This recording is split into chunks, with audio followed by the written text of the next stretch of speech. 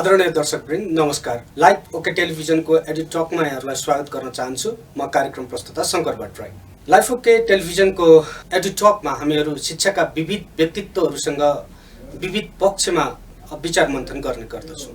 आजको कार्यक्रममा हामीसँग शैक्षिक विचार मन्थन गर्नको लागि 2064 सालदेखि काठमाडौँको गोठाटारमा अवस्थित दर्शना स्कुलका संस्थापक प्रिन्सिपल श्री विनोद मगर हामीसँग हुनुहुन्छ। आउनुहोस् उहाँलाई कार्यक्रममा स्वागत गरौँ। सर, कार्यक्रममा स्वागत छ। नमस्कार सर, यो पेन्डेमिकको बिचमा कसरी चल्दैछ? शैक्षिक गतिविधि कसरी चल्दैछ? शैक्षिक गतिविधिको कुरा गर्दा 2076को अन्तिमतिरबाट हामीले केस विचार गऱ्यौँ कि यो पेन्डेमिकको कारणले विद्यार्थी भाइ बहिनीहरूमा कुनै पनि साइकोलोजिकल होस् वा शारीरिक होस् कुनै पनि असर नपरोस् भन्ने हिसाबले हामीले 2076को चैत्रको अन्तिमबाट केही सोच राख्यौँ। हजुर। साथसाथै हामीले आशा के राखेको थियौँ भने सम्भवतः यो पेन्डेमिक 1 महिना वा बढीमा 2 महिनामा सिद्धिएला भन्ने हाम्रो सोच थियो। हजुर। तर 2077को सुरुमा जब वैशाखको सत्र सुरु भयो, नयाँ सत्र सुरु भयो, नयाँ सत्र सुरु भएको दोस्रो हप्तासम्म हामीले कुर्दाखेरि कुनै पनि तपाईँको पोजिटिभ पक्ष नदेखेको कारणले हामीले तेस्रो हप्ताबाट चाहिँ अनलाइन क्लासेस सुरु गऱ्यौँ। त्यसमा हामीले विभिन्न पक्षलाई ध्यानमा राखेर सुरु गऱ्यौँ। पहिलो पक्ष हामीले विद्यार्थीको उमेरलाई ध्यानमा राख्यौँ। दोस्रो पक्ष भनेको विद्यार्थी भाइ बहिनीलाई कुन चाहिँ माध्यमबाट होइन पढाइसँग वा लेखाइसँग वा सिकाइसँग जोड्न सकिन्छ भन्ने छलफल पनि गऱ्यौँ। हामीले बोर्ड मिटिङमा 2 चोटि छलफल गऱ्यौँ। त्यस पश्चात हामीले टिचर्सहरूसँग छलफल गऱ्यौँ र अन्तिममा हामीले के निर्णय गऱ्यौँ भने अहिले जुन चाहिँ चलिरहेका कतिवटा एप्सहरू छन् जो चाहिँ एकदम विद्यार्थी फ्रेन्डली अथवा टिचिङ फ्रेन्डली, उदाहरणको निम्ति तपाईँको जुम होइन, र जुमैबाट सुरु गरौँ न भन्ने हामीले तेस्रो हप्तामा निर्णयसहित 2077 साल वैशाख 21 गतेबाट हामीले अनलाइन क्लासेस सुरु गऱ्यौँ। र त्यस पश्चात हामीले बिचमा मलाई लाग्छ 1 हप्ताको मात्रै ब्रेक थियो। त्यो सिचुएसन के थियो भने एनप्याप्सनले माथिबाट घोषणा गरेको कारणले 1 हप्तालाई हामीले बिचमा सस्पेन्ड गरेका थियौँ। तर 1 हप्तापछि फेरि हामीले त्यसलाई रिज्युम गरेर अहिले निरन्तर रूपले क्लास त्यसरी चलिरहेको छ। भनेपछि टिचिङ लर्निङ एक्टिभिटिज चलिरहेको छ निरन्तर रूपले, वैकल्पिक रूपबाट चलिरहेको छ। यसमा सहभागिता चाहिँ कतिको छ? विद्यार्थीहरूको सहभागिता कति छ? होइन, अब हामीले त तपाईँको दियौँ, तर विद्यार्थीहरूले कति लिनु भएको छ होइन? अनि कति प्रतिशत विद्यार्थीहरूकोमा तपाईँको एक्सेस पुगेको छ? कति परिवारमा तपाईँको एउटै परिवारबाट 2 जना 3 जना पठाइदिनुहुन्छ, ग्याजेट एउटा छ, अनि कसरी पढाउनुहुन्छ उहाँहरूलाई? हजुर, यी विषयमा पनि हामीले छलफल नगरे त होइनौँ होइन। हामीले विविध पक्षलाई विचार गरेर मात्रै अनलाइन सुरु गरेका थियौँ। त्यसमा मुख्य समस्या भनेको तपाईँले भन्नुभएको जस्तै ग्याजेटको समस्या वा इन्टरनेटको समस्या वा केही प्रतिशत बच्चाहरू तपाईँको इन्टरनेटको पहुँच नभएको समस्या पनि हामीले पायौँ।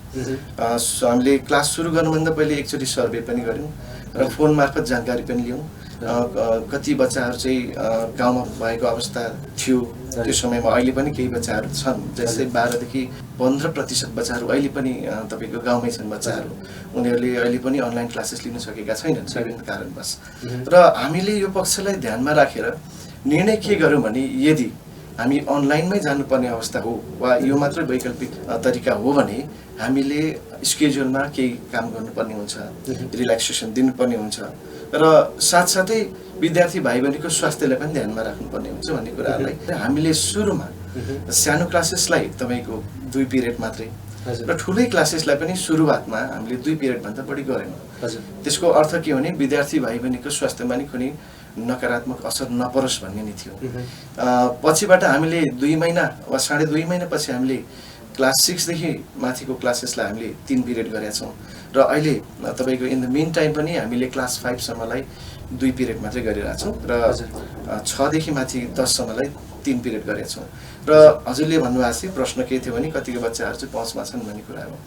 यसमा चाहिँ तपाईँको के हुने रहेछ भन्दाखेरि यो उमेरले पनि धेरै फरक पर्ने रहेछ होइन। तपाईँको उमेर सँगसँगै के कुरा आयो भन्दाखेरि इन्ट्रेस्टको कुरा आयो, उमेर सँगसँगै तपाईँको च्यालेन्जको कुरा आयो। अब क्लास 1 मा वा 2 मा पढ्ने बच्चाहरू उमेर भनेको तपाईको 7 वर्ष 6 वर्षका बच्चाहरू हुन्छन् उनीहरूलाई यो लाइफ कतिको च्यालेन्जिङ छ वा यो कोभिड-19 ले ल्याएका नकारात्मक पक्षहरू के हुन् भन्ने त्यो केलाउन सक्ने त्यो तपाईको क्षमता अहिलेसम्म वृद्धि भएको हुँदैन हामीले त्यो पायौं त्यसको अर्थ हाम्रो उद्देश्य के थियो भने बच्चालाई कसरी हुन्छ इन्गेज मात्रै गरौँ हजुर हैन विशेष गरेर किताबकै पढाउनु भन्दा पनि समसामयिक कुराहरू तपाईको बेसिक कुराहरू हुन्छन् नि जस्तै म्याथमेटिक्सका बेसिक कुराहरू भए अंग्रेजीका बेसिक कुराहरू भए नेपाली भाषाका बेसिक कुराहरू यी कुराहरूलाई मात्रै हामी तपाईको टिचिङमा कभर गरौँ र किताबका कुराहरू भनेको त सम्भवतः सरकारले पनि केही विचार गर्ला सिलेबस घटेर आउला पछि कभर गर्नले गाह्रो नहोला भन्ने हिसाबले हामीले पहिलो 2 महिना हामीले कुनै टेक्स्ट बुकलाई छुने काम गरेनौं व्यावहारिक शिक्षालाई नै अगाडि बढायौं अहिले विगत 2.5 महिनादेखि हामीले किनभने तपाईको एउटा प्यारामिटर त तोक्नै पर्ने हुन्छ हजुर हैन त्यो त तपाईको करिकुलममा जानुभयो टेक्स्टहरु पढाउनु भयो शिक्षक साथीहरुले पनि त्यही अनुसार पढाइदिनु भएदेखि त्यसमा समस्या भएन समस्या चाहिँ के भन्दाखेरि कति प्रतिशत हाम्रो विद्यार्थी जस्तो तपाईको विद्यालय दर्शनाबाट चाहिँ कति प्रतिशत विद्यार्थीहरु चाहिँ जुम क्लासमा अनलाइन क्लासमा सहभागी हुनुहुन्छ अब अप्रोक्सिमेटली भन्दा तपाईको क्लास 6 देखि माथिको एटेन्डेन्स हाम्रो राम्रै छ केही क्लासेसहरुको तपाईको 95% सम्म उपस्थिति देखिएको छ हालाकि हाम्रो विद्यार्थी संख्या खासै धेरै पनि छैन सायद त्यो पनि कारण हुन सक्छ माथिल्लो क्लासेसमा 6 7 8 को वा तपाईको 5 के भन्नुहुन्छ भने विद्यार्थीको उपस्थितिको प्रतिशत तपाईको 90 भन्दा माथि छ तर त्यही कुरा तपाईको 1 2 वा 3 मा सम्भवतः लागू नभएको अवस्था छ हैन त्यो मैले हजुरलाई भने जस्तै के कुराहरु के पनि हुँदै रहेछन् भन्दा लकडाउन त छ तर सबै कुरोको लकडाउन सम्भवतः हामी सबैलाई ज्ञात भएकै कुरो सबै कुरोको लकडाउन छैन विभिन्न तपाईको केही व्यवसायहरु चलेको अवस्था र गार्जियनहरु विभिन्न व्यवसायमा आबद्ध हुनुहुन्छ उहाँहरुको समय सम्भवतः 8-9 बजे बिहान सुरु हुन्छ एउटा डिभाइस हुन्छ उहाँले बोकेर लानुपर्ने हुन्छ विद्यार्थीको लागि डिभाइस नभएको कारणले पनि हुन सक्छ र कति जना बच्चाहरु हुन त हामीलाई पनि गाह्रो हो यो नौलो अभ्यास अथवा यो नौलो अभ्यास भएको कारणले कति जना बच्चाले नरुचाएको अवस्था अब एक त कोभिडको मार दोस्रो कुरो साइकोलोजिकल प्रब्लम हुन सक्छ अर्को पनि त डर भयो नि त सर ग्याजेट घरमा हुँदाखेरि पनि तपाईको के भन्दाखेरि अब हामीसँग साइटहरु त मोबाइल दिनुपर्ने अथवा ग्याजेटहरुसँग खेल्न दिनुपर्ने बाध्यता हामीसँग छ अब हाम्रो मैले सबैलाई भनिन हाम्रा अभिभावकहरुको त कन्सियसनेसको लेभल पनि त्यति छैन जब कि मेरो बच्चालाई चेक गर्नुपर्छ के पढिरहेछ भनेर हेर्ने उहाँहरुले मोनिटरिङ गर्न सक्नुहुन्न त्यसले गर्दाखेरि तपाईको साइबर क्राइममा इन्भल्भ हुने अथवा तपाईको नराम्रो गतिविधिमा लाग्ने डेन्जर पनि त त्यतिकै पलाएको छ नि त सरले कतिको महसुस गर्नुभएको छ त्यस्तो खालका कुराहरु हजुर हजुर यो हामीले पनि टु सम एक्सटेन्ट त्यही एक्सटेन्टमा त हामीले फेस गरेनौं र कति कुराहरु जस्तै हुन त तपाईको अज्ञानताको कारणले पनि हुन सक्छ जुम क्लासेसै गर्दाखेरि बच्चालाई कहिलेकाहीँ कनेक्ट हुने समस्या कहिलेकाहीँ तपाईको स्क्रिनमा कोड दिने समस्याहरु हामीले पनि भोगेका छौं तर त्यो समस्या भोगेसँगै हामीले के गर्यौं भने सबैभन्दा हाम्रो असल सहयात्री भनेको त अहिले त गार्जियन नै हुनुहुन्छ हजुर तुरुन्तै समस्या भएको खण्डमा हामीले तुरुन्तै जानकारी गराएर त्यसलाई हामीले समाधान पनि गरेका छौं र हजुरले भन्नुभएको जस्तै एउटा तपाईको यो प्रोन टु साइबर क्राइम यो चान्सेस हाई नै छ हामीले पनि यसलाई विचार गरेका थियौं र हामीले चाहिँ बीचमा अथवा हामीले क्लास सुरु गर्नुभन्दा अगाडि हामीले तपाईको जेपीजी फाइलमा हुन्छ वा वर्ड फाइलमा हुन्छ हामीले डाइरेक्टिभ्सहरु पठाइदिरहेका छौं बच्चाहरूले कति समय चाहिँ बिताउने बच्चाको रुटिन त्यो रुटिन भन्दा बाहेक तपाईको यदि कुनै बच्चाले मोबाइल माग्छ वा मोबाइलमा समय बिताउँछ भने एउटै मात्रै पर्पज हो त्यो भनेको होमवर्क गर्नलाई वा केही कुरा सिक्नलाई वा भोलिको दिनमा हुन सक्छ हामीले अनलाइन डिबेट राखेर हुन सक्छ अनि तपाईको त्यही त मैले चाहिँ यहाँ देखेको के भन्दा धेरै कुरामा अब क्रिएटिभिटी नस भएर जाने खालको मैले प्रब्लम देखेको छु जस्तो इभन हामीले क्लास वर्क दिएर पठाउँदा होमवर्कहरु देखाउँदाखेरि पनि बच्चाले नसार्ने स्क्रिनशट गरेर राख्ने हैन अनि तपाईको अझ कतिको त के भन्दाखेरि होमवर्कै पठाउँदा नि टाइप गरेर पठाउने राइटिङ स्किल नै जाने खालको हैन गुगलमा सर्च गर्ने तपाईको मैले अधिकांश तपाईको यो 8 9 10 को बच्चाहरुको सोशल स्टडीजको होमवर्कहरु अथवा क्रिएटिभ अलिकति एन्सर लेख्नु पर्यो भने टक्क गुगलमा राख्ने कपी पेस्ट गर्ने टक्क टिचरलाई त्यहीबाट पठाइदिने यसले त तपाईको क्रिएटिभिटी त मार्दैछ नि त हाम्रो हैन स्किललाई त हामीले हाम्रो स्किल बच्चाको स्किललाई तपाईको मार्दैछ यो एकतिर तपाईको एडिक्ट हुँदैछ बच्चा अर्कोतिर क्रिएटिभिटी मर्दैछ हैन अब यसको तपाईको सोलुसन छ यतिखेर तत्कालमा हामीसँग अहिले कुनै त्यस्तो ठोस त्यसलाई चेक गर्न सक्ने हामीसँग सोलुसन छैन यद्यपि अब सरहरूसँग त फन्डिङ हुन्न, गभर्मेन्ट फन्डिङ छैन, केही पनि छैन। सरहरू सर्भाइभ गर्नु भनेको प्यारेन्ट्सको आम्दानीसँग भयो र अधिकांश प्यारेन्ट्सहरू भनेको अनौपचारिक क्षेत्रसँग हुनुहुन्छ, उहाँहरूको रेगुलर पेमेन्ट छैन होइन। अनि उहाँहरूले नल्याएर नदिँदाखेरि तपाईँको शिक्षक शिक्षिकालाई हजुरहरूले दिन सक्ने अवस्था बन्दैन। यतिखेर तपाईँको आफ्नो विद्यालयमा भएको शिक्षक शिक्षिकाको रोजीरोटीको लागि चाहिँ सरले के गर्नु भएको छ सर? हामीले भर्खरै मात्रै केही दिन अघि मात्रै हजुर हामीले एउटा बोर्ड मिटिङ गरेका थियौँ। निष्कर्ष के रह्यो बोर्डको मिटिङको भने जो विशेष गरेर 2077 लागि पश्चात हामीसँग जो आबद्ध हुनुहुन्छ, चाहे नन टिचिङ स्टाफ हुन् वा तपाईँको टिचिङ स्टाफ हुन् वा एडमिन स्टाफ हुन् होइन। अब एउटा सत्य के हो भने उहाँहरू हामीसँग आबद्ध हुनुहुन्छ भनेपछि पहिलो जिम्मेवारी हाम्रै हो।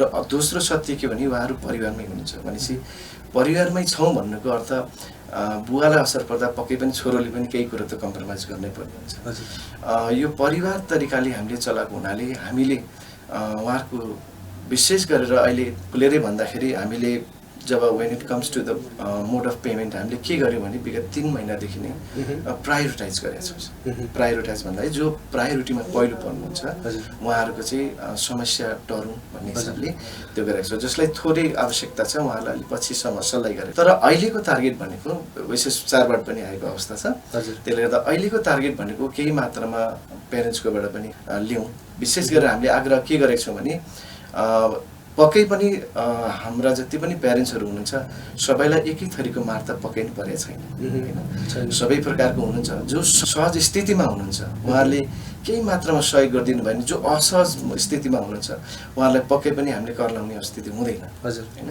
यो तपाईँको यो ब्यालेन्स गर्दै हामीले लैरहेछौँ र अहिले यो चाडबाडको अवस्थामा चाहिँ सकेसम्म केही मात्रामा होइन जो अहिले अहोरात्र खटिरहनु भएको छ दिनरात। मलाई लाग्छ तपाईँको जस्तो चैतसम्म त लास्ट इयर तपाईँहरूले कम्प्लिट गरिदिनु फुल्ली पेमेन्ट गरिदिनु भयो भने चाहिँ अब वैशाखदेखिको न्यू सेसन भनौँ 77को अहिलेसम्म आउँदाखेरि 6 महिनाको तपाईँको पिरियड, यो 6 महिनाको पिरियडमा तपाईँको टिचरहरूले चाहिँ पेमेन्ट पायो कि पाएन सर?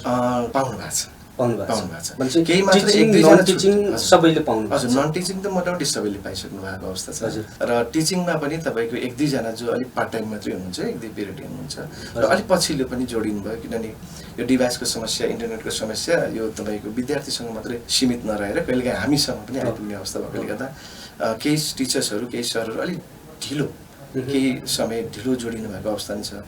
उहाँहरू बाहेकसम्म त हामीले अहिले प्रायोरिटाइज गरेर उहाँहरूको समस्या टार्ने काम चाहिँ गरिरहेको छौँ, जे होस् हामीले आफ्नो जिम्मेवारी वहन गरेका छौँ। भनेपछि दर्शना स्कुलको हाम्रो शिक्षक शिक्षिका तपाईँको त्यहाँ काम गर्ने कर्मचारीहरूको चुलो निभ्या छैन होइन, निर्धक्कसँग बोल्न सकिन्छ भने अब फुल पेमेन्ट नभए पनि पार्सियली तपाईँले राख्नु भएको छ, त्यसको लागि सरलाई बधाई। तपाईँहरू संस्थागत विद्यालय खोलेर बस्नु भएको छ। अब हिस्ट्री हेऱ्यो भनेदेखि मलाई लाग्छ 1966बाट होला नेपालमा फर्स्ट तपाईँको संस्थागत विद्यालय एबिएमबाट सुरु भएको हुनुपर्छ। यो सुरु हुँदाखेरि हाम्रा संस्थागत विद्यालयका सञ्चालकहरूको चाहिँ लाइफस्टाइल धेरै चेन्ज भयो, तर त्यहाँभित्र काम गर्ने शिक्षक शिक्षिका कर्मचारीहरू चाहिँ सिद्धिँदै जानुभयो कि सर? यो तपाईँहरूले कतै केही लगानी गर्नुपर्छ, कम्तीमा पनि त्यहाँभित्र बस्ने आफ्नो टिचरहरू, संस्थागत विद्यालयभित्र भएका टिचरहरूको लागि चाहिँ केही गरिदिनुपर्छ भन्ने फिलिङ नआएको हो कि क्या? जस्तो यो छ नि त, जस्तो तपाईँको सिभिल हस्पिटल, आर्मी हस्पिटल त्यस्तै भइदिएको भएदेखि तपाईँको एउटा हुन्थ्यो नि त प्राइभेट एन्ड बोर्डिङ स्कुल्स अर्गनाइजेसनको तपाईँको हस्पिटल, म त्यहाँ जाँदा राहत मिल्छ, मैले फलानु स्कुलमा काम गरेको थिएँ, एउटा आइडेन्टिटी बोक्ने हुन्थ्यो नि त। यो तपाईँहरूले त लिने मात्रै दिन चाहिँ नजानेकै हो कि क्या?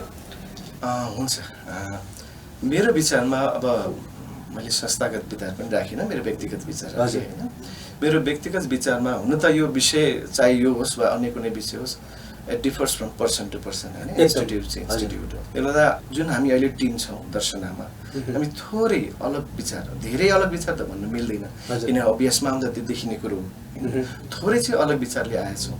हाम्रो अलग विचार हामीले कहाँ भन्न सक्छौँ वा कहाँ प्रमाणित गर्न सक्छौँ भने हामी जे इन्भेस्ट गर्छौँ वा जे लगानी गर्छौँ वा भनौँ तपाईँको जे पनि भोलिको दिनमा नयाँ नौलो कुराहरू प्लान्सहरू ल्याउनेछौँ, त्यो सबै तपाईँको पहिलो कुरो चाहिँ स्टुडेन्ट सेन्टर्ड हुनु पर्यो। चाहे त्यो ल्याबको कुरा होस्, चाहे लाइब्रेरीको कुरा होस्, चाहे कम्प्युटर ल्याबको कुरा होस् वा कुनै पनि ECA सम्बन्धी कार्यक्रमहरू होस् त्यो पहिलो कुरो भनेको यदि हाम्रो लगानी हुन्छ भने आफैलाई लगानी होइन उदाहरणको निम्ति जमिन किनेर बिल्डिङ बनाएर आफ्नो नाममा राख्ने होइन तर जे पनि लगानी गर्नेछौँ त्यो विद्यार्थी सेन्टर होस् वा भनौँ टिचर सेन्टर होस् ताकि अल्टिमेटली गएर त्यसको फाइदा स्टुडेन्ट सेन्टर त तपाईँहरू हुनु नै भयो नि तपाईँहरूले त्यही स्टुडेन्ट सेन्टर हुनु भएर त तपाईँको सामुदायिक विद्यालय भन्दा अलिकति पृथक हुनु भएर तपाईँको चामिङ त्यतातिर बढ्यो होइन त्यो चामिङ बढ्यो तपाईँहरूले राम्रो क्वालिटी दिन सक्नुभयो थोरै म्यान पावरलाई लिमिटेड तपाईँको रिसोर्स युज गरेर पनि तपाईँको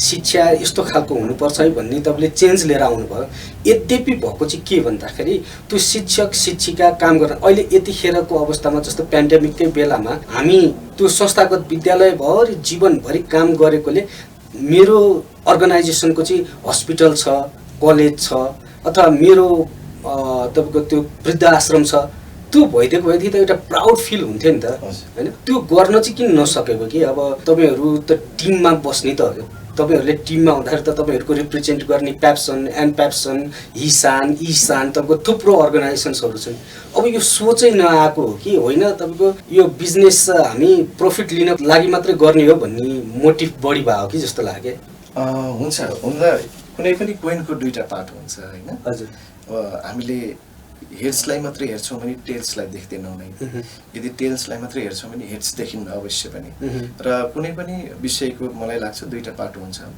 जब हामी प्याप्सनका कुराहरू गर्छौँ यसमा पनि मलाई लाग्छ 2 वा 3 विभाजन हुनसक्छ हामी फाउन्डर्सहरूको हाम्रो केही फाउन्डर्सहरू मलाई लाग्छ म नाम लिन चाहन्न तर केही फाउन्डर्सहरू हुनुहुन्छ जो विगत 20 वर्षदेखि 30 वर्षदेखि तपाईँको डेडिकेटेडली लाग्नु भएको छ उहाँहरूले र केही हदसम्म उहाँहरूले आफ्नो संस्थालाई एउटा तपाईँको रेप्युटेड संस्थाको रूपमा परिणत गर्नुभएको छ र त्यो रेप्युटेड संस्था भएको कारणले तपाईँको धेरै तपाईँको स्टाफहरू पनि त्यहाँ काम गर्नुहुन्छ होइन एक प्रकारले जब अपर्च्युनिटिजहरू उहाँले क्रिएट गर्नुभएको छ यो पनि मलाई लाग्छ देशको निम्ति र समाजको निम्ति ठुलै योगदान हो अब अर्को कुरो भन्नुपर्दा मलाई लाग्छ 3वटा ई भन्ने कुरा छ अङ्ग्रेजीमा होइन सबैभन्दा ठुलो कुरो भनेको त एटिच्युड हो अब एटिच्युड भन्दाखेरि एटिच्युड कहाँ फरक पर्छ वा एटिच्युड पोजिटिभ वा नेगेटिभ पहिलो कुरो त वातावरण इन्भाइरोमेन्टले फरक पर्छ तपाईँ कस्तो साथीभाइसँग हुनुहुन्छ कस्तो सङ्गतमा हुनुहुन्छ सङ्गतमा हुँदा तपाईँले कस्तो कुरा गर्नुहुन्छ कस्तो प्रकारको प्लानिङमा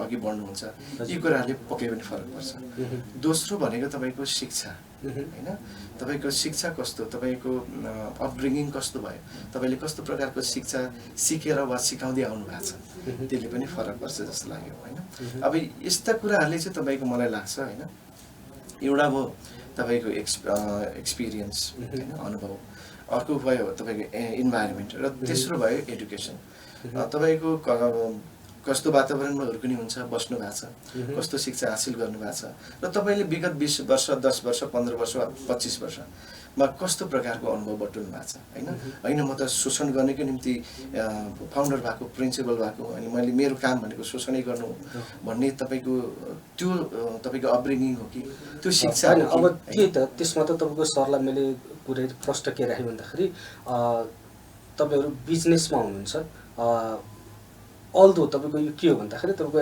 एजुकेसनल तपाईँको प्रफिट लिनको लागि गरिएको हो होइन त्यसमा दुविधा होइन तपाईँको लगानी परेको छ श्रम परेको छ त्यसबाट प्रफिट लिनु हुन्न भन्ने त मैले भनेकै होइन तर के भन्दाखेरि त्यसको उत्तरदायित्व सामाजिक उत्तरदायित्वमा चाहिँ कम भयो तपाईँ प्याप्सनको प्याप्सनको अहिले हेर्दाखेरि 10,000 स्कुलहरू छ तर तपाईँको एउटा प्याप्सनको नामबाट एउटा एम्बुलेन्स दौडिँदैन होइन त्यो प्याप्सनको टिचरले अथवा त्यहाँभित्र आबद्ध भएकोले तपाईँको हस्पिटलाइज गर्नु पऱ्यो भनेदेखि अहिले तपाईँको छैन होइन अधिकांशको तपाईँको अवस्था भनेको असाध्यै न्यून तलबमा काम गर्नुपर्ने अवस्था छ तपाईँ त्यो सबै कुरा सल्भ गरिदिएको भएदेखि कम्तीमा पनि त्यो प्राइभेट सेक्टर त्यो एजुकेसनल फिल्डमा मान्छे जाँदाखेरि पनि ए मेरो संस्था छ है भन्ने आत्मा तपाईँको माथि राखेर काम गर्न पाउँथ्यो होइन सेल्फ स्टिम त अलिक बढी हुन्थ्यो नि सरले त्यो सम्बन्धित ठाउँमा पुर्याइदिनु होला यो चाहिँ सरको माध्यमबाट तपाईँको अब चाहिँ हामीले लगानी गर्नुपर्छ जस्तो 2072मा त्यत्रो अर्थक्वेक आउँदाखेरि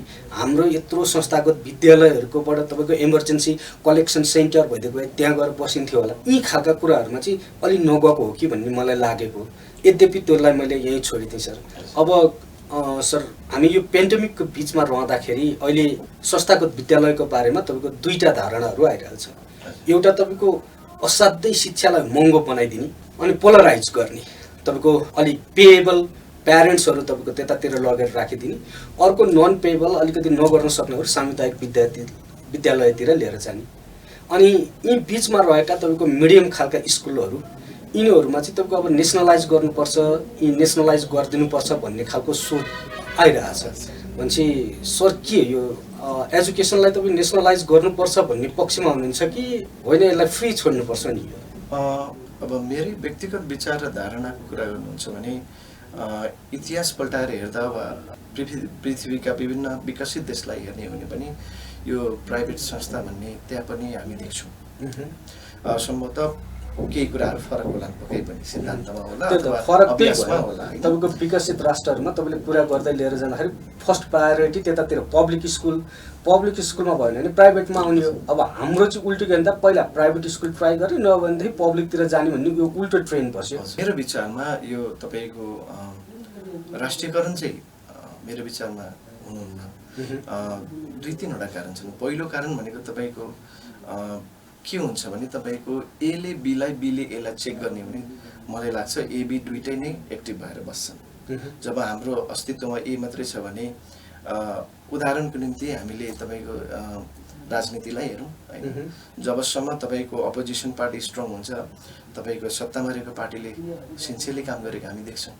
जब अपोजिसन कमजोर देखिन्छ सत्तामा भएको त्यो पार्टीले पनि खासै काम गरेको हामी देख्दैनौँ। इतिहासैमा पनि त्यही देखिन्छ होइन। त्यो हिसाबले मलाई त लाग्छ दुइटै प्यारलली जानुपर्छ होइन। किनभने एउटा सत्य के हो भने हाम्रोमा जुन समाज छ वा हाम्रो सामाजिक बनावट जुन छ सबैको आर्थिक स्तर एउटै छैन, यो स्वीकार्नुपर्छ होइन। त्यो कारण के हो हामी जाँदैनौँ त्यसमा होइन, तर यो सत्य हो। अब अर्को सत्य के हो भने विद्यार्थीले पढ्ने अधिकार पाउनु पर्यो होइन।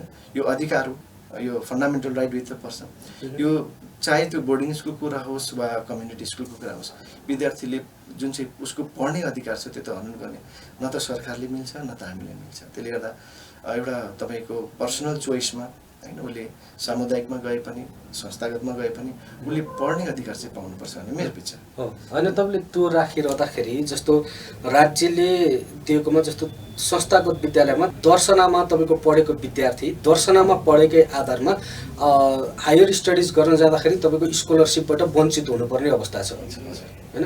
अब त्यो भने त डिस्क्रिमिनेटरी भयो नि त नि। तपाईँको एक खाले त डिस्करेज गरेर लिएर आइरहेछ राज्यले। तपाईँको विद्यार्थीको फल्ट के हो भन्दाखेरि उसले जानेर नजानेर, उसको अभिभावकले जानेर नजानेर प्राइभेटमा पढाइदियो, ऊ हायर स्टडिजमा जाँदाखेरि तपाईँको स्कलरसिपबाटै वञ्चित हुनुपर्ने। यो अवस्थाले त तपाईँको के गर्छ भन्दाखेरि सङ्कुचन राख्यो नि त। अब यसको विरुद्ध कि तपाईँको होइन स्टुडेन्टको क्यापेबिलिटीलाई सबैतिर जान दिनुपर्छ, सबैलाई फ्रीली दिनुपर्छ भन्ने खालले दिनु पर्यो होइन भनेदेखि त तपाईँको कि बोर्डिङ स्कुलको अस्तित्वलाई त अप्ठ्यारो पारेन सर? मेरो विचारमा अब यो हुन त माथिल्लो स्तरको कुरा हो यो होइन। यसमा चाहिँ तपाईँको सम्बन्धित निकायहरू वा व्यक्तिहरू बसेर होइन। अब अमेन्डमेन्टको त तपाईँको हाम्रो संविधान मै त तपाईँको एउटा प्रावधान के हुन्छ भने अमेन्डमेन्टको हुन्छ भने अभियसली जुन अहिले एक्जिस्टिङ पोलिसी छ यसको पनि पक्कै पनि अमेन्डमेन्ट गर्ने अथवा अमेन्ड गर्ने त ठाउँ पक्कै पनि छ होला। त्यसलाई तपाईँको सम्बन्धित निकाय र व्यक्तिहरू बसेर केही मात्रामा यो तपाईँको शब्दमा भन्नुपर्दा यो त अ काइन्ड अफ प्रेजुडिस हो, पार्सियलिटी भयो। अनि तपाईँको जसको क्षमता जे छ जहाँ जान सक्छ त्यो त फ्रीली हजुर तपाईँले भन्नुभएको जस्तै होइन। यदि योग्य छ कोही भने उसको योग्यताको आधारमा उसलाई जहाँ जानु मन छ अथवा जहाँ जे गर्नु मन छ त्यो गर्न पाउनुपर्ने चाहिँ उसको सायद मलाई लाग्छ अधिकारकै कुरो हो। यो चाहिँ अब मेरो चाहिँ आग्रह सम्बन्धित निकायहरू बसेर केही कुराहरू छन्। तपाईँहरू जस्तो तपाईँको प्याप्सनमा आबद्ध भएका विद्यालयहरूले कि त्यो आवाज उठाउन सक्नु पर्यो होइन भनेदेखि त तपाईँ हामी बच्चालाई पढाउने नैतिक अधिकार पनि भएन क्या। डिस्क्रिमिनेसन जिरो डिस्क्रिमिनेसन भन्ने त अधिकारै भएन नि होइन। विभिन्न समयमा आवाज त नउठेको मलाई लाग्छ होइन होइन, आवाज त उठेकै हो। अब कहिलेकाहीँ कस्तो हुन्छ भने तपाईँको हामीले रोटीकै उदाहरण लिउँ न, तपाईँको बेड मात्रै तातिँदाखेरि त रोटी पक्कै नि पाक्दैन होइन, तावै तातिनु पर्ने हुन्छ र कहिलेकाहीँ तावा तातिने, कहिलेकाहीँ बेड तातिने र यो तपाईँको मलाई लाग्छ तालमेल नमिलेको हुनसक्छ। तर तपाईँले उठाउनु भएको प्रश्न एकदम जायज छ र यो विषयमा चाहिँ सम्बन्धित निकायले सोच दिएर होइन एकदम तपाईँको मलाई लाग्छ प्लेटफर्म फेयर हुनुपर्छ। कुनै पनि तपाईँको फल्ना यो थरीको फल्ना यो थरीको फल्ना यहाँबाट आएको भन्ने आधारमा भन्दा को कतिको योग्य छ त्यो योग्यताका आधारमा सबैले मौका पाउनुपर्छ भन्ने मेरो व्यक्तिगत विचार। अनि त्यो सरको विचारलाई त मैले राखेँ, तर तैपनि आवाज चाहिँ त नउठेको हो कि होइन। अब विद्यालयहरू त जसले तपाईँको प्याप्सन एन्ड प्याप्सनमा रिप्रेजेन्ट गर्नुहुन्छ उहाँहरूले पनि त्यसलाई एकदम हल्लुको तरिकाले लिइदिएको हो कि भन्ने मलाई आशंका लागेको। खैर अब म सरलाई यतिखेर यो चाडबाडको सिजनमा नै हामी गइरहेछौँ, अर्कोतिर पेन्डेमिकले हामी थलथल भएको अवस्था छ होइन। अब यतिखेर चाहिँ सरहरूले भट्टाभट नोटिस पठाइरहनु भएको छ नि, त्यसलाई यो अभिलेखन गर, भर्ना गर, इएमआइएस गर, यो भन्दै तपाईँको साह्रो टर्चर दिएको कुरा आइरहेछ नि सर, के भयो? हजुर, यो चाहिँ यसमा हजुरले भनेको कुरोमा तीनवटा कुरो देखियो मुख्य कुरो। पहिलो कुरो त अभिलेखीकरणको कुरो हो। तपाईँले अब केही एक्सेप्सनमा पर्छन् होला होइन, हाम्रै कुरा गर्दा वा एनप्याप्सनकै तपाईँको कागेश्वरीकै कुरा गर्दा हामीले सत्य के हो भने असारको पहिलो हप्तासम्म हामीले सरकारको निर्णय कुरेकै हो। असारको दोस्रो हप्ता वा तेस्रो हप्तासम्म हामीले कुनै पनि प्रकारको नोटिस, चाहे त्यो फीको होस् वा एक्जामिनेसनको होस् वा तपाईँको फी तिर्ने कुरा होस् वा अभिलेखीकरणको होस्, हामीले कुनै पनि तपाईँको नोटिस पठाएको अवस्था थिएन।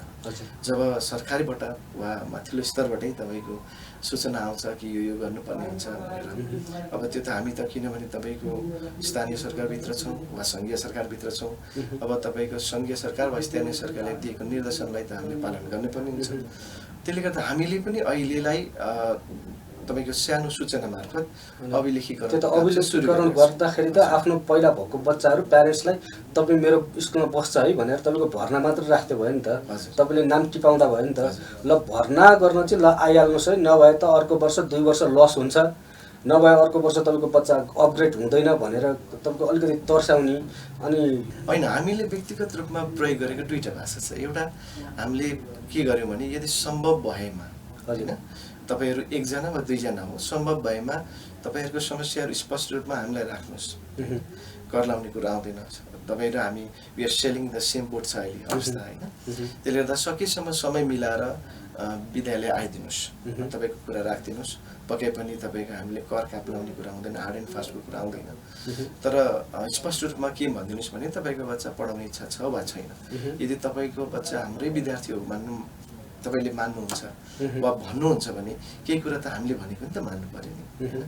हाम्रो पनि उद्देश्य तपाईँको बच्चालाई पढाएर टन्ने फी लिएर भोलिको दिनमा धनी भएर गाडी कुद्ने त होइन। तपाईँको बच्चाको साइकोलोजिकल्ली कुनै प्रकारको असर नपरोस्, बच्चाले केही मात्रामा भर्चुअली भए पनि टिचरलाई देख्न पाओस्, बच्चाले भर्चुअली भए पनि साथीभाइसँग यसो भेट्न पाओस्, बोल्न पाओस् होइन, मेन्टली रिफ्रेस्ड होस् भन्ने उद्देश्यले टु सम एक्सटेन्ट पढाइ पनि होस् भन्ने उद्देश्यले हामीले अनलाइन सुरु गरेका छौँ। र विभिन्न पढाइ नै गरिसकेपछि मैले अघि सुरुमै भनेको थिएँ एउटा प्यारामिटर तोक्नुपर्ने हुन्छ। जब तपाईँको प्रमोसनको कुरा आउँछ सिधैमा प्रमोसन दिन मिल्दैन, यही प्यारामिटर्स त तोक्नै पर्ने हुन्छ, चाहे त्यो भर्बल एक्जामिनेसन होस्, चाहे रिटन एक्जामिनेसन होस्, चाहे भर्चुअल होस्, चाहे प्रत्यक्ष होस्। यी सबै कुराहरूलाई हामीले राखेर हामीले आग्रह गरेका थियौँ। केही प्यारेन्ट्सहरू आउनुपर्ने भयो, कुरा राख्नुभयो। र दोस्रो भाषा हामीले प्रयोग गरेको भने अघि मैले हजुरलाई भनिहालेँ, हामीले पनि सायद अपेक्षा राख्नलाई गलत मान्दिनँ म होइन, हजुरले अपेक्षा राखेको छु। हाम्रो अपेक्षा के भने जो सहज स्थितिमा हुनुहुन्छ, आर्थिक अवस्थामा कुरा गर्दा होइन, आर्थिक रूपमा जो सहज स्थितिमा हुनुहुन्छ उहाँहरूले मात्रै ल अबाउट 40% सहज स्थितिमा हुनुहुन्छ भने 60% असहज स्थितिमा हुनुहुन्छ। तर 40%ले मात्रै हामीलाई अहिलेको यो अवस्थामा सहयोग गर्नु भने त हामी 100%कै समस्या त हट्ने हो। हाम्रो आग्रह यो मात्रै हो। र हामीले चलाएको शब्द पनि भन्नुहुन्छ भने हामीले आग्रह गरेका छौँ। तपाईँको डेडलाइन तोकेका छैन अथवा कुनै तपाईँको थ्रेटनिङ टाइपको भाषा प्रयोग गरेका छैन। धन्यवाद दिन्छ बरु। यो तपाईँको असोजको 22-25बाट एक्जाम हुन्छ, इएमआइएस छिटो गरिदिन आउनुहोस् भनेर तपाईँको त्यो राख्दाखेरि चाहिँ अनिखेर त्यो गार्जेनहरूमा अलिकति त्रास फैलिरहेको छ। अब मेरो छैन, अर्को वर्ष फेरि तपाईँको के भन्दाखेरि अनि अब फिजिकल्ली अब स्कुलमा तपाईँहरू भेट्न बोलाउनुहुन्छ, गार्जेनलाई के भनिदिनुहुन्छ भन्दाखेरि अर्को 2 वर्ष तपाईँको बच्चा प्रमोसन हुँदैन भनेर भनिदिनुहुन्छ होइन। यसले गर्दाखेरि त तपाईँको एउटा उसै त तपाईँको यो हामी अनौपचारिक क्षेत्रमा भएका इभन तपाईँकै विद्यालयमा भएका तपाईँको टिचरसँग अहिले माग्यो भने चाहिँ तिर्ने पैसा छैन होइन। यो अवस्थामा हुँदाखेरि अब त्यो गरी खाने तपाईँको बिहान बेलुका नै तपाईँको मजदुरी गरेर खाने अभिभावकहरूलाई पनि समस्या परेको छ होइन। त्यो चाहिँ अलिकति सरहरूले एड्रेस गर्दाखेरि एकैचोटि एउटै बास्केटमा हालिदिँदाखेरि गाह्रो परे हो कि क्या भने? होइन सर, हामीले अब अन्य कुरा मतलब अरू साथीभाइले के गरेछन् हामीले त्यो चासोको विषय पनि रहेन। हजुर। किनभने साङ्गठनिक हिसाबमा के कुरा थियो अन्तिम समयमा भने तपाईँको स्थानीय सरकार प्लस सङ्गठनहरू बसेरै एउटा निर्णय के लिएको थियो भने तपाईँको यो जब फीको कुरा आउँछ सम्भवतः असारभन्दा पछिको मात्रै छ, यसमा चाहिँ अब विद्यालय प्रशासनले होइन वा विद्यालय प्रशासनले एकचोटि प्यारेन्ट्सहरूसँग बसेर सल्लाह गरेर कुन माध्यमबाट कति तिर्न सकिन्छ भन्ने कुराहरू आफैले छलफल गरेर त्यो निर्णय गर्न मिल्छ भन्ने कुरा आएको थियो अन्तिम समयमा। हजुर। त्यो हिसाबले हामीले पनि के गर्यौँ भने केही मात्रामा प्यारेन्ट्सहरूलाई हामीले राहत दिएको छौँ। अब राहत त हुन त हामीलाई पनि आवश्यक परेको छ होइन, सबैलाई परेको छ। अब हाम्रो सोच के भइदियो भने हाम्रो जो प्यारेन्ट्स अहिले हुनुहुन्छ, जो प्यारेन्ट्सहरू हुनुहुन्छ विगत 2 वर्ष 5 वर्ष 3 वर्ष केही 1 वर्षदेखि हुनुहुन्छ हामीसँग, अब हाम्रो सोच हामीले अहिले यो अवस्थामा छोटो राख्यौँ भने सम्भवतः उहाँहरूको आयु हाम्रो स्कुलमा छोटो हुनसक्छ। तर हाम्रो सोच त के छ भने उहाँहरूलाई विगत 3 वर्षदेखि हुनुहुन्छ, 5 वर्षदेखि हुनुहुन्छ, अझै 10 वर्ष पनि हामीसँग रहन् भन्ने हो। त्यसको निम्ति त हामीले अहिले कडाइ गरेर हामीले धम्कीवाला शब्द वा भाषा प्रयोग गरेर त अभियसली उहाँले 2 महिना कर लाएर 3 महिना वा यो वर्षसम्म राख्नु होला। अर्को वर्ष त उहाँलाई चोइस छ, ढोका त खुल्ला छ उहाँको, अभियसली उहाँले राख्नुहुन्न। त्यसलाई त्यो कुरालाई पनि ध्यानमा राखेर हामीले त्यस्ता शब्दहरूलाई प्रयोग गरेका छौँ। हजुरले माग गरेर राख्नु भएको हुन्छ होइन। र सकेसम्म हामीले गार्जेनलाई आग्रहकै शब्दहरू वा आग्रहकै भाषा प्रयोग गरेका छौँ र केही मात्राले गर्नु पनि भएको छ होइन। र सम्भवतः जसले गर्नुभएको छ न उहाँहरू पनि अप्ठ्यारो हुनुहुन्छ होला, हामीले त्यो अज्युम गरेको छौँ। र अझै पनि केही दिन बाँकी छन् होइन, बाँकी दिनहरूमा नि उहाँहरूले सम्भवतः आफूले भ्याएसम्म होइन जतिले भ्याएसम्म उहाँहरूले सायद गर्नुहुन्छ होला भन्ने हामीले आशा राखेका छौँ। अनि यो संस्थागत विद्यालयलाई नि सर यतिखेर एउटा चार्ज लागेको छ कि क्लास छैन, भौतिक क्लास केही पनि भएको छैन होइन, विद्यार्थीले रिसोर्स केही पनि युज गर्न पाएको छैन, जति गरेको छ घरबाट गर्छ, भर्चुअल क्लासमा एटेन्ड भयो नभए भएन। अब केही नै नगर्दाखेरि पनि तपाईँको भर्चुअल क्लासको त फी थोरै हुनुपर्ने हो नि त, मासिक फी नै गयो भन्ने कुरा आइरहेको छ। सरको विद्यालयमा के छ, मासिक फी नै गएको छ कि भर्चुअल क्लासको तपाईँको घटेर गएको छ? हामीले त तपाईँको स्थानीय सरकारले जुन तोकेको कुरो थियो होइन, पहिलो असार मलाई लाग्छ पहिलो वा दोस्रो हप्तामा जुन एउटा निर्देशिका आएको थियो, हामीले त्यसलाई 100% पालना गरेका छौँ। इनफ्याक्ट त्योभन्दा अझै बढ्दै गरेका छौँ।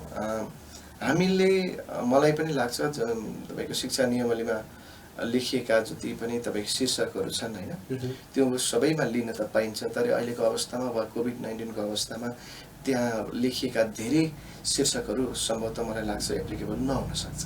हजुर, त्यो हजुरलाई थाहा भएको कुरो, हामी सबैलाई थाहा भएको कुरो। अब हामीले चाहिँ के गरेका छौँ, विगत 2 वर्षदेखि हामीले स्पष्ट धारणा राखेका छौँ। हामीले mode of payment in terms of payment हामीले क्लियर राखेका छौँ। धेरै हाम्रो शीर्षक पनि छैन, त्यो धेरै शीर्षक नहुँदा पनि यो वर्ष पनि हामीले अनलाइन क्लासेस गरे बापत हामीले लेख्यो भनेको तपाईँको मन्थली फी मात्रै। त्यो पनि निर्देशिका के छ भने स्थानीय सरकारबाट 2076 को फीमा 1 पैसा पनि नबढाइकन भन्ने एउटा निर्देशन थियो, त्यसलाई पनि पालन गरेका छौँ। र हामीले भर्चुअल क्लास त लिएका छौँ, 2 पिरियड वा 3 पिरियड लिएका छौँ, 6 हप्ताको 6 दिन पढाउँछौँ। तर त्यो गरे बापत हामीले भौतिक रूपमा पढाउँदा जति फी चार्ज गर्थ्यौँ त्यति गरेका छैन। भनेको जस्तो कति टेन्टेटिभ कति जस्तो हजार? हजुर, हामीले 50% मात्रै गरेका छौँ। 50% पहिला फिजिकल क्लास हुँदाको 50%। सरको सबै भर्चुअल क्लास 0 देखि नै सुरु हुन्छ? 0बाट छैन, मैले हजुरलाई भने हामीले क्लास 1बाट विशेष सुरु गरेका छौँ र भर्खरै चाहिँ हामीले युकेजी पनि सुरु गरेका छौँ र त्यहाँ पनि राम्रो छ फिडब्याक चाहिँ। त्योभन्दा तलको चाहिँ हामीले गर्ने योजना पनि छैन किनभने विभिन्न कुराहरूमा मैले म आफैले व्यक्तिगत रूपमा रिसर्च पनि गरी हेरेँ यो स्पेसली 3, 4, 5 इयर्सको बच्चाहरूलाई यो तपाईँको इन्टरनेटमा एक्सपोज गर्दा हुँदा के हुनसक्छ यसका तपाईँको ड्रब्याक्सहरू यसको नेगेटिभ कुराहरू के अथवा नेगेटिभ कन्सिक्वेन्सेस के हुनसक्छ भन्ने कुराहरूलाई ध्यानमा राखेर हेर्दा तपाईँको सानो धेरै सानो बच्चालाई चाहिँ एक्सपोज नगराएकै राम्रो देखिन्छ। त्यो हिसाबले हामीले अन्य कुराहरूबाट जस्तै वर्कसिट पठाइदिने मेसेन्जरमै होइन, त्यसपछि कहिलेकाहीँ म्यामहरूले भिडियोजहरू राइम्सहरू पठाइदिने ती मार्फतबाट हामीले सानो बच्चाहरूले धेरै सानो बच्चाहरूले इन्गेज गरिरहेको छौँ। तर अनलाइन चाहिँ सम्भवतः हामी गर्दैनौँ होला नर्सरी एलकेजीलाई चाहिँ। अनि त्यही त अब अहिले देखेको काठमाडौँमा एक दुईवटा ठाउँमा त तपाईँको प्यारेन्ट्सहरूले आक्रोश समेत अभिव्यक्ति गरिसक्नु भएको छ होइन। अब क्लासेसहरू चाहिँ तपाईँको भर्चुअल क्लासेसहरू 2-3टा पिरियड म्याक्सिमम् 2-3टा पिरियड लिने अनि तपाईँको फी चार्ज चाहिँ जस्ता तस्तै जाने जति छ त्यति नै जाने। अझ कति ठाउँमा त तपाईँको के भन्दाखेरि होस्टेलको फी समेत गएको भन्ने कुराहरू आए होइन। अब त्यो खालले तपाईँको हुँदाखेरि त बच्चाहरूले पनि तपाईँको क्वालिटी एजुकेसन नपाउने र प्यारेन्ट्सहरू पनि सेकिने होइन। यो अवस्थाबाट अब छुटकारा पाउनुपर्छ किन प्यारेन्ट्सले त बच्चाले स्कुलको रिसोर्स युज गर्दाखेरिको उसले तपाईँको तिर्ने हो त त्यो नै नगरे पछाडि त तपाईँको रिडक्सन हुनु पऱ्यो। फेरि यतिखेर के छ भन्दाखेरि टिचरहरू अब कति ठाउँमा त तपाईँको पाउनु नै भएको छैन, 77 को पाउनु नै भएको छैन। 77 वैशाखदेखिको त तपाईँको छैन, कसै थोरै मिनिमम होला, थोरै विद्यालयहरू 1-2वटा विद्यालयहरू जहाँ तपाईँको अलिअलि तपाईँको पार्सियल पेमेन्ट सरले भनेको जस्तै पार्सियल पेमेन्ट गर्नुभएको होला, नभएदेखि 90% स्कुल्सहरू they have not paid at all condition यस्तो छ। यो अवस्थामा पनि अनि अब तपाईँहरूले राहत दिनुपर्ने ठाउँमा चाहिँ आहत पुर्याइदिने खालको काम गर्दाखेरि गाह्रो भयो। अब योबाट फिडब्याक चाहिँ सिक्नुपर्छ कि भन्ने मलाई लाग्यो कि सर। अब तपाईँहरूको पनि एउटा युनियन तपाईँहरूसँग भएको पनि यो इन्भेस्टर्सहरूको ग्रुप उहाँहरूले पनि तपाईँको अलिकति सामाजिक कार्यमा लाग्यो भनेदेखि चाहिँ यो गरेको छ है समाजलाई भन्ने खालको सन्देश पनि जान्थ्यो। हुन्छ हुन त मलाई पनि लाग्छ तपाईँको हुन त धेरैवटा सिद्धान्त मध्ये मलाई लाग्छ शिक्षाको पहिलो सिद्धान्त भनेको सामाजिक रूपान्तरण होइन, सोसियल रिफर्म्स हो। अब यसमा चाहिँ हामीले पनि अब म व्यक्तिगत रूपमा अथवा दर्शनाको तर्फबाट म हजुरलाई के भन्न चाहन्छु भने अथवा जसले हेरिरहनु भएको छ उहाँलाई के भन्न चाहन्छु भने हामी चाहिँ यो तपाईँको सोसियल रिफर्म्सप्रति एकदम सिरियस छौँ र डेडिकेटेड छौँ। यसमा जुन हामीले दिएका वचनहरू छौँ सम्भवतः हामी त्यसमा चुक्दैनौँ नै। र जहाँसम्म हजुरले आहतको कुरा गर्नुभयो होइन, अब मलाई पनि लाग्छ जो सङ्गठनमा जो पोर्टफोलियो विशेष गरेर लिएर बस्नु भएको छ मलाई लाग्छ मेरो भन्दा नि उहाँको बढी जिम्मेवारी हो कि त्यो प्रसङ्गमा भोलि पर्सि फेरि हामी प्यार्सन एन्ड प्यार्सनका प्रतिनिधिहरूसँग त्यो कुरामा विशेष कुराकानी गरौँला। सरलाई मैले त्यो माध्यमबाट तपाईँको यस्तो कुराहरू पनि आए है भनेर एक खालले सोच्न चाहिँ अब बाध्य बनाउनु पर्छ होइन। सधैँभरि यसरी गइयो भनेदेखि तपाईँको संस्थाका मान्छे चाहिँ मोटाउने संस्था चाहिँ तपाईँको डुब्ने खालको अवस्था नबनोस् भन्ने खालले सजग मात्रै गरेको। अब सर यो 20औं वर्ष भयो सर, यो 20 वर्षभन्दा बढी भयो शिक्षा क्षेत्रमा लाग्नुभएको। अब हाम्रो म्यान पावर तपाईँ हामीले उत्पादन गरेको म्यान पावर अहिले पनि तपाईँको नेपाल बस्ने भन्दा नि विदेश बढी जाने, संस्थागत विद्यालयको तपाईँको म्यान पावर यहाँ बस्ने भन्दा नि बाहिर विदेश बढी जाने। एउटा वेल पेड अफ फ्यामिलीबाट तपाईँको के गर्ला भन्दाखेरि उनीहरू अस्ट्रेलिया, अमेरिका, युरोप कतै पुग्ला।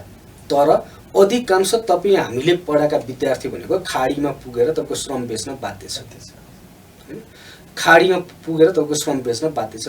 यो हाम्रो एजुकेसन फल्टले गर्दाखेरि नै यो अवस्था आएको होला। अहिले पनि 3D वर्क्सहरू होइन, डटी, डेन्जरस एन्ड डिफिकल्ट वर्क्स अहिले पनि उनीहरू गर्न बाध्य छ। अब हाम्रो एजुकेसन सिस्टममै फल्ट भएको कारणले यस्तो भयो कि के देख्नुहुन्छ सरले?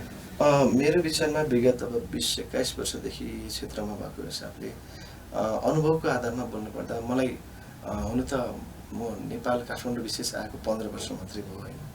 विगत 15 वर्षमा मैले के देखेँ भने अधिकांश बच्चाहरू विशेष गरेर +2 पश्चात म आफैले पनि आइएल्स पनि पढाइसकेको अनुभव छ होइन। अधिकांश बच्चाहरू अस्ट्रेलिया, इङ्ल्यान्ड भन्ने र जो चाहिँ इङ्ल्यान्ड, अस्ट्रेलियामा क्वालिफाई गर्न सक्दैनन् उनीहरू हजुरले भन्नुभएको छ मलेसिया खाडीमा जानु बाध्य छ।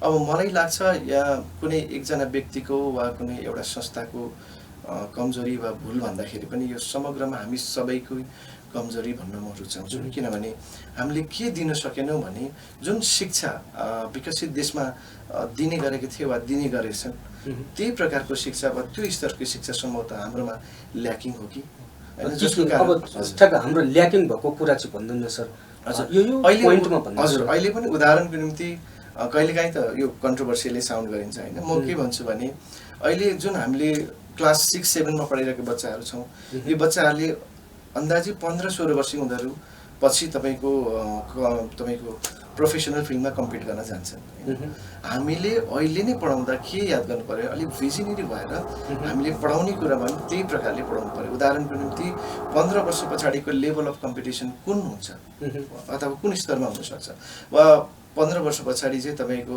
कम्पिटिसनको माध्यमहरू के हुन सक्छन् अथवा कुन कुन कुरामा बच्चाहरूले कम्पिटिसन गर्नुपर्ने हुनसक्छ ती कुराहरूलाई हामीले ध्यानमा राखेर अहिलेको शिक्षामा हामीले त्यसलाई इन्क्लुड गर्न सक्यौँ भने पक्कै पनि हामीले स्किल म्यान पावर नै हामीले प्रोड्युस गर्न सक्छौँ त्यो ल्याकिङ भन्नुभयो नि हाम्रो एजुकेसन फिल्डमा तपाईँको ल्याकिङ भएको कुराहरू चाहिँ पोइन्टमा राख्नु सक्छ मलाई लाग्छ पहिलो कुरा त टु सम एक्सटेन्ट हामीले करिकुलममा पनि काम गर्नुपर्ने हुन्छ मेरो विचारमा करिकुलममा हामी धेरै कुराहरू भाषाको कुरा होस् वा अन्य कुरा होस् होइन त्यसमा केही कुराहरू देखिन्छ जो चाहिँ जसले चाहिँ बच्चालाई पछि गएर कि चाहिँ सीमित पारिदिन्छ कि चाहिँ बच्चालाई तपाईँको के हुन्छ भने कालो पक्षपट्टि अथवा अँध्यारो पक्षपट्टि राखिदिएर पूर्ण ज्ञान नदिने सिलेबसहरू पनि देखिएको छौँ हामीले होइन पहिलो कुरो त हामीले यो सिलेबसमा पनि काम गर्नुपर्ने हुन्छ दोस्रो कुरो प्रष्टसँगले यस्तो देखियो राख्दैन जस्तो हामीसँग करिकुलम त अहिले पनि करिकुलम के छ भने हामीले पढाइरहँदाखेरिको यो सब्जेक्टमा यो भयो भन्ने खालले राख्नु हजुर उदाहरणको निम्ति अङ्ग्रेजीको कुरा गरौँ होइन अङ्ग्रेजीमा पढाइँदाखेरि तपाईँको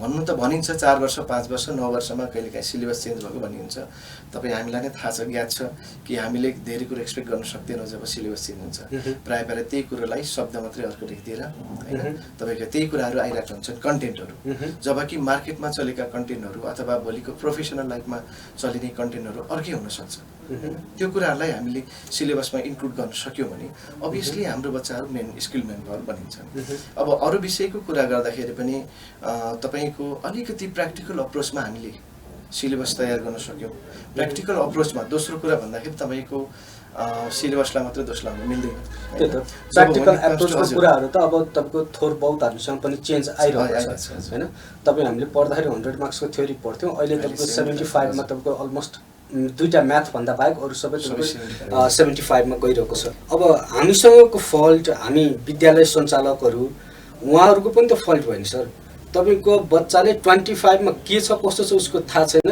25 मा तपाईँहरू 25 दिएर पठाउने 75 मा 10 लिएर आउँछ बच्चा अनिखेर तपाईँको करिकुलमलाई मात्रै दोष दिएर पनि त भएन नि होइन मैले त्यही जोड्न लागेको थिएँ दोस्रो कुरो भनेको तपाईँको जो हामी आबद्ध छौँ प्रत्यक्ष रूपमा चाहे फाउन्डर्स होस् चाहे टिचर्स होस् वा पेरेन्ट्सहरू होइन हामीले बच्चालाई ग्रुम गराउँदा वा एजुकेट गराउँदाखेरि के कुरा याद गर्नु पर्यो भने बच्चाको योग्यता क्षमता कति छ र बच्चा के को निम्ति बनिएको छ ती कुराहरू हुनसक्छ कोही बच्चाहरू म्याथ्समा राम्रो होलान् भाषामा गाह्रो होला भाषामा राम्रो हुने बच्चा प्रायः म्याथ्समा गाह्रो भएको हामीले देखेका छौँ अब त्यस्तै हो भने भोलिको दिनमा तपाईँको म्याथ्समा राम्रो हुने बच्चालाई भोलि गएर तिमीले लिटरेचर लियौ भन्दाखेरि अभियसली त्यो बच्चाले कुनै पनि ठाउँमा गएर राम्रो परिणाम ल्याउन सक्दैन त्यसले गर्दा सानैबाट हामीले के गर्न सक्नु पर्यो भने एक्सप्लोर गर्नुपर्ने हुन्छ बच्चाको ट्यालेन्ट्स अथवा बच्चा के को निम्ति जन्मिएको छ वा बच्चाको माइन्ड लजिकल छ लिङ्ग्विस्टिक छ यी कुराहरूलाई हामीले सानैबाट ध्यान पुर्याउनु पर्ने हुन्छ त्यही अनुसारले हामीले ग्रुम गर्ने लाने हो भने करिकुलमले 100% सपोर्ट नगरे तापनि